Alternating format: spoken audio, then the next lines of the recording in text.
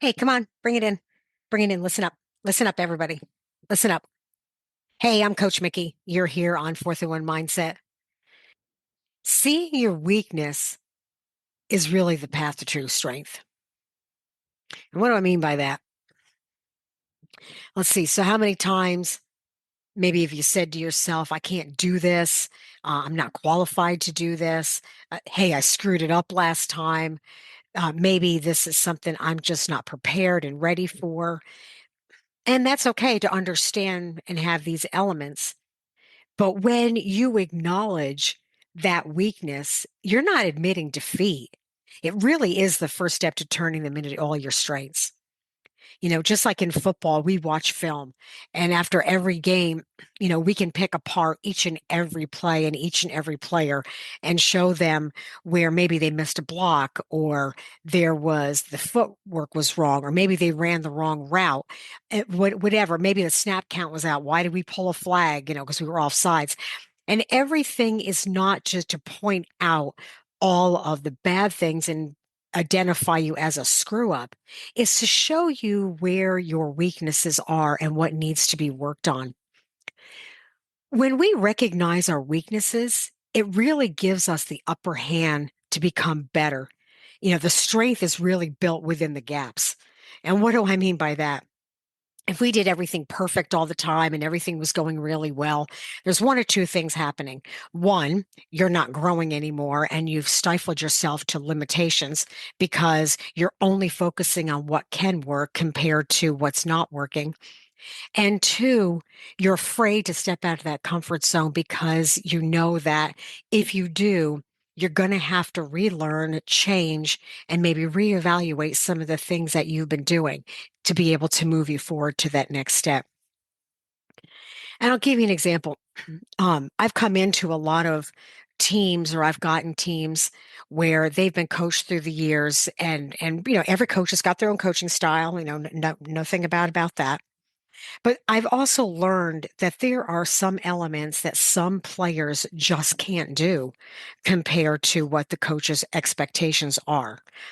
Now, when I come in and I coach, I don't coach people based on my expectations. I make them understand what their expectations should be. So now my favorite are the linemen. Love linemen. To me, in my humble opinion, linemen are the heart of the team. Nothing happens without the linemen. Nothing happens without the center. Nothing happens without the guards. Nothing happens without the tackles. Because if you don't have a strong line, I don't care how good your quarterback is. He's not going to get any pass off or handoff or anything else if you do not have a strong line. Now, with that being said, the linemen, their job is to give me 110% for 6 seconds and maybe 5 yards. And they have to do it in unison. They have to know their job. They have to know exactly what to do and do it with full strength over and over and over again, while they're giving time to a quarterback back in the pocket who's got maybe 2 to 3 seconds to figure out how to get that ball off and out of his hands. But what I did notice is that a lot of times when we do our practices, a lot of times the linemen always struggle. They're not able to run as fast as the skill guys. Their agility, their endurance, it's a lot different. So I've pulled them all aside and I said, okay, look, this is what we're going to do. What I need from you guys is I need a commitment of strength, speed, and endurance for 6 seconds every single play. And I need you to be able to do that with everything you've got. So the last thing I really need for you to do is know that you can run up and down this field at 100 yards 6 times. Skill guys, yeah, I need that. I need that speed. I need that agility. So I always like to train and have the guys push the sled. And I want them not to see their size as a weakness. I want them to see their size as a strength. And I'm not talking about the fact that they're 230, 250, 260. I want them to see that what they have and who they are is one of the strongest assets to this team. And when we push that sled, usually there's four on a small sled. There's probably four on, there's five slots on the sled to be able to push on a larger sled. But one of the things I've told these guys when we're doing this is I want you to push it, and I'll make them push it like 10 yards. And they'll go, and I have them give them everything they've got, whether they're using their feet, keeping their head up, using their hands, using everything they've got to push that sled. And at the time frame that they're pushing it, we'll do it in increments, and I'll have them go down, push it for 10 yards, go down, push it for 10 yards. We'll go maybe 50 yards, flip it around, come back. Now, that in itself is pretty well uh, a difficult practice, but they do it. And then when we're done, I always say to them, okay, guys, so think about the person that's in front of you. How much do you think they're going to weigh? I mean, when you start looking at defense, depending on what they're going to run, whether it's a 3-3-4 or 4-3, whatever they've got in front of you, whatever the guy is in front of you, how much do they weigh? And like, oh, they're probably about their size. And I'm saying, hey, maybe the D tackles, DNs are going to be a lot faster and smaller. So you got to really get in front of them. However, how much do they weigh? Like, maybe, who knows, maybe a buck 90. Some might be in their 200s, if you're looking at the defensive tackles. So how much does this sleigh weigh? 1,500 pounds. So you're going to tell me that five of you, if you count the center, you got the five of you guys that are up on the front, you're pushing 1,500 pounds, maybe a little bit more. So how easy is it going to be when you come off the line and you just push the guy in front of you, but you do it together? And if you're double teaming, man, these people shouldn't even get through. So how does this really apply to our everyday life? Proof of strength is your struggle. It really is, because there's going to be things that you're going to do that maybe you're not good at in the beginning. However, the more you work on it and the more you focus on it, the better you're going to get at it. And that takes a lot to be able to say, okay, let me reflect on what my past challenges have been and how do I overcome them? How do I get through this? How do I strengthen that muscle? And you have to be able to have the courage to say, okay, I'm really not good at this now. However, if I keep focusing on it, I can get better in the long run.